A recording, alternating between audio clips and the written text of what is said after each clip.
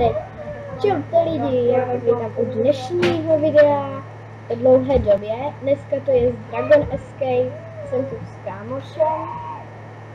Ahoj.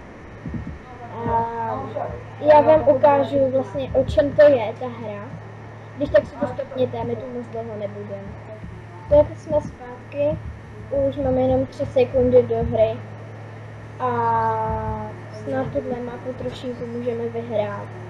Jsem mrtvý. Při prvním skoku. No. To jsou ty lagy, no, to já znám. Ale já brzo taky umřu. No, co jsem říkala? Co jsem říkala? To je tady. Omlouvám se za to čekání. Zatím můžeme říct, že vám hrozně děkuju za 19 subs a jsem hrozně ráda. Byla bych ráda, kdyby se to trošku zvětšilo, což asi vím, že nezvětší, takže počkej, tady řeším. No, jsem v konci.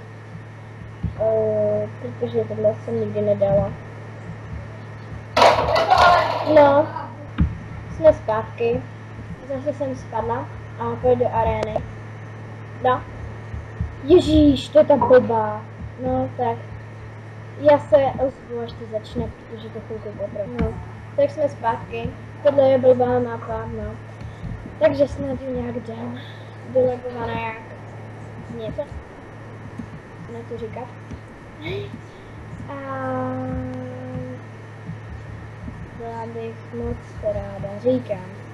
No, tak jsem spadla. Tak jsme zpátky, tady teďka někdo napsal nějaký styl. Točím, pozdravte. Taky točím.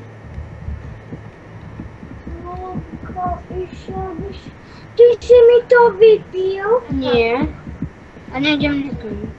Můžeš mi zapnout to?